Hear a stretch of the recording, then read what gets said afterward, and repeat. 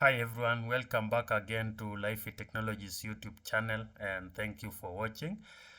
So in our last episode we discussed how to implement in the AS BGP MPLS IP VPN option B to ensure that we have communication between different autonomous systems, or we have reachability between customers connecting to different autonomous systems. And we mentioned that with option B, we need to enable MPLS between the SBR. So we need to configure MPLS on the interface connecting the two SBR, SBR1 and SBR2 in this case.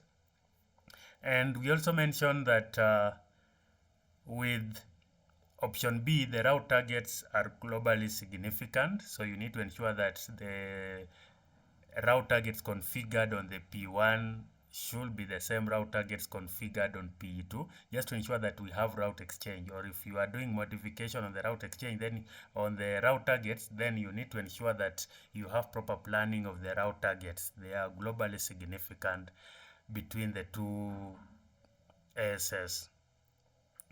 So option B, we mentioned it's more scalable compared to option A. Remember, we don't have to configure the VRF to VRF peering sessions between these SBR. So we have reduced the configuration workload. We only need to configure the MPE BGP peering session between the SBRs. And another thing I mentioned that we need to do to undo the VPN target filtering on the SBR. The SBR will be accepting all the routes from the peer SBR. So we need to undo the VPN target filtering on the SBRs. So the SBR still has a requirement to be able to handle the many routes that are coming from customers. So with option B, the SBR is still handling the many routes that are coming from customers, same as in option A. So this device should be a high-end device that can be able to handle the number of routes that are coming from the customer. And given that we are disabling the VPN target filtering, it will accept all the routes. So sometimes you need to be able to control the number of routes that are being accepted between the SBRs, just to make sure that you don't have so many routes that will impact the performance of your router. So for the SBR communication, I've mentioned we are just configuring MPBGP VPN peering between the two. Now we don't configure VPN instances on the ASBR. So for the VPN instances, we only create them on the PE routers. So we'll create it on P1 and P2. So once we have set up, remember in our last episode, we already discussed the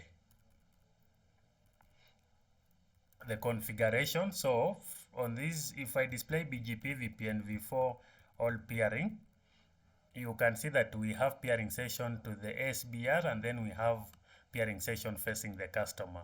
So on P2, we also expect the same. Display BGP VPN v4 all peer.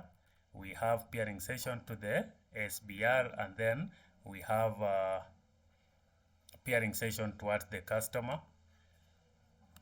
On the SBR, we expect to have two peering sessions, display BGP, VPN v4, all peer. So we have one peering session to the PE and another VPN v4 peering session, the MPE BGP session towards SBR2. So on SBR2, we also expect the same, display BGP, VPN v4, all peer. We have one peering session to the PE and another peering session to the SBR. So the next stage of our configuration of our checks is to ping again. We can ping the Cs, ping minus, or let me first display IP routing table. We have the routes. So on the SBR, I've mentioned that the SBR has to keep all the routes. So we can display BGP, VPN v4, all routing table, and we'll see that we have all the routes coming in from the PEs and also from the SBR. So this device has to be able to handle the number of routes that are being exchanged on your network. So you cannot use a low-end device as your SBR. On PE, we also expect to have a display BGP, VPN v4, all routing table. So we have the routes in different VRFs, VRF1 and VRF2, and we also have the global routing table. So from C1, we should be able to ping the remote CE. So ping hyphen A, we are sourcing from 1.1.1, and we are pinging 8.8.8. So you can see that we are able to ping from C1 to C2, which are in the same VRF. So on C3, we should also be able to ping a C4. So hyphen A to source from the loopback 9.9.9, we are pinging 10.10.10.10. So we are able to ping, which means there is communication between routers in the same VRF. Of course, we won't be able to ping between routers in different VRFs. So we are not able to communicate from C3 to C2. So this one you can do modification on the route targets, and then you should be able to communicate.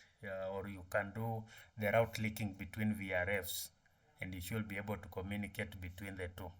But remember, our initial objective was just to ensure that routers in the same VRF are able to communicate with each other over our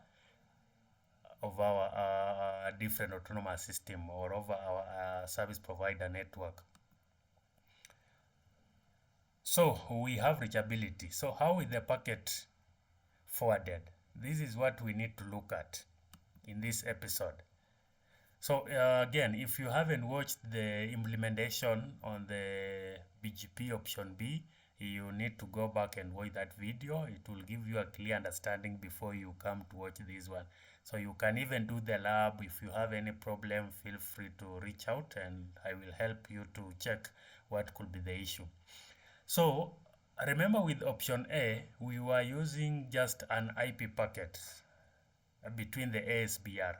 But with option B, we now have MPLS running between the ASBR, and this is how the traffic is flowing. So from C1, we have an IP packet coming to P1. So that is a purely an IP packet.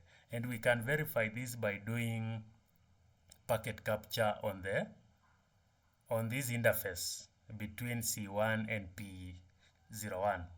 So I will go into the topology, and then I will try to ping with about 1,000 packets. Let me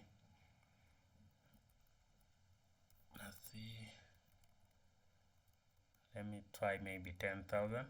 Yeah, I will ping with 10,000 just so that it's running continuously. And then we can do a packet capture here to verify that at this connection we are getting an IP packet. So we have an IP packet coming in from the CE. I need to filter ICMP. So I will filter ICMP, and you can see that, yeah, we only have an IP packet coming from the customer. So it's purely IPv4 packet, no labels attached on the label. So this one verifies that between the CE and the PE, we only have an IP packet coming in. So when this packet arrives on P1, P1 is in the MPLS backbone. So it has to push some labels. Remember the MPLS label operation. So it has to push the label, the inner and the outer label. Of course, the outer label will be the transport label, then the inner label will be the one to identify the customer. So you can see here that P1 has pushed two labels. We have the inner label and the outer label. So the outer label was assigned from P01, of course, and then the inner label is the one that is coming from the SBR. So we have 1161 as our inner label and 1026 as our outer label. So we have what we call the label stacking, because we are putting two labels on the packet. So this one we can verify from our lab. We can do a packet capture. I will stop this one because we have already verified that it's an IP packet. And then we can do another packet capture between P1 and P1. So P is our MPLS backbone router, the provider edge router, and it's forwarding this packet, the IP packet that it received from C1, to P1. So it has to add two levels of label or two layers of label. Let's see our packet. I will also filter ICMP because our ping is still running, so we can do ICMP. And this one, you can see that we have two layers of label. We have the inner label, we have the outer label and the inner label on the packet. So 1325 is our inner label, 1026 is our outer label. So I can edit this 1026 because this one I did a capture before, which means the labels have been updated. Let's see again. The outer is 1026, then 1325. 1026, 1325. So the 1325 is now the inner label. 1026 is still the outer label. So once P01 has received the label, remember it's a provider router, so it has to perform some operation on the packet. If we have many other routers connected to it, it will just perform a swap operation on the topmost label. But this is the penultimate hop to SBR01. So it will pop the topmost label and forward the packet with only the inner label towards the SBR1. So this packet we expect to have a label of 1325. So we'll do another capture between P01 and SBR01 just to verify that we are getting an MPLS packet with one label, the inner label. But the outer label has been popped by P01. So I will end this capture and then I'll do a packet capture on this interface. So when we do a packet capture on this interface, we're expecting our inner label to remain the same. But we need, let me filter ICMP. We need a request. So with the request, you can see that we have 1325 as our label. And remember, in our previous capture, we did indicate that we have 1325 as our inner label. But now we only have the inner label coming in from P01. So the topmost label, 1026, has been popped by P01, and then the packet is forwarded to SBR01. On SBR01, SBR01 also has to do some label operation. So this one, what it does a swap. So it will swap it drops this label and assigns another label that will be used between the SBR. So the inner label that came in from P01 terminates on the SBR01. Then the SBR01 will have to assign another label that will be used to forward this traffic between the SBR, the one that it received from SBR2.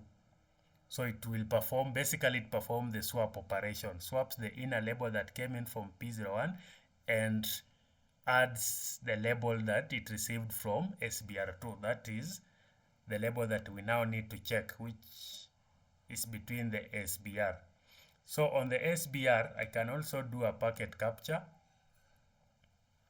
So you realize that we still don't have an end-to-end LSP with option B. Because with option C, as we will see later, we'll have one inner label coming from P1 to P2. So it will just be one inner label, not segments.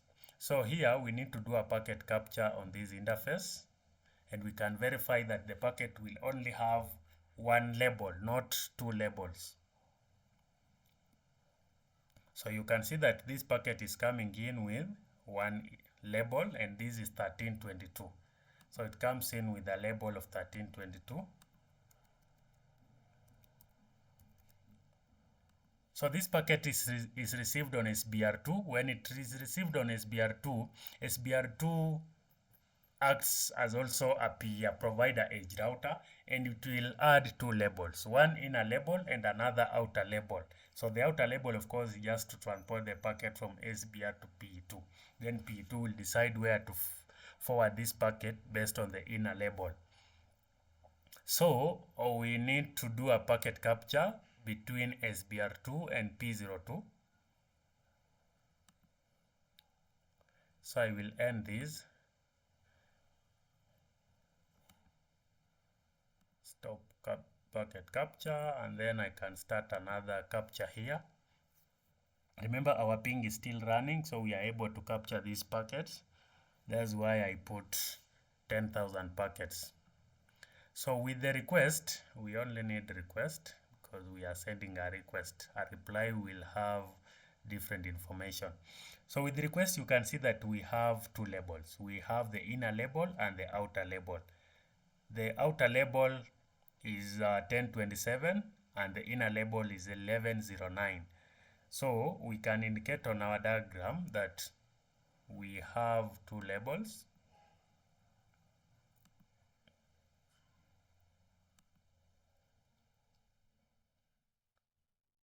(1027) and then the inner label it's 1109.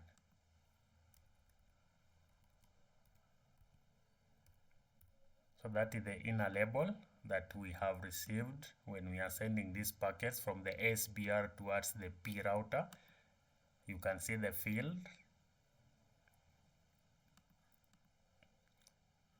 So we'll do another capture between, let me just mention it again, from P router. The P router has received a packet with two labels. It will pop the topmost label and forward the inner label with the IP packets towards P1, P2 in this case. So we have the IP with the topmost, with the inner label being forwarded from P02 to P02, because P02 is the penultimate hop for this topology setup. So what we can do is we can capture packets between these two routers, and we expect to see just one label that is coming in from P01, and the inner label should be the same. So you can see that we are getting a packet with a label of 1109. So we have a label coming in with 1109,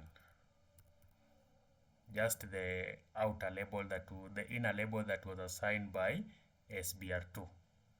So once the packet are on P2, of course P2 will pop the remaining label and forward the IP packet to C02. So if we do the final capture, we expect to get an IP packet between the PE and the CE. So I will stop the capture here and start another capture.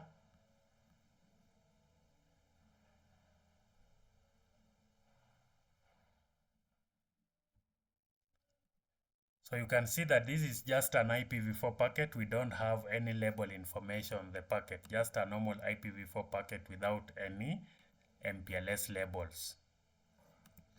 So this is how the packet is flowing from an IP packet to P01. P01 pushes two labels, the inner label and outer label, and forward the packet to P01. P01 is our penultimate hop, so it will pop the topmost label and forward the inner label with the IP packet to SBR01.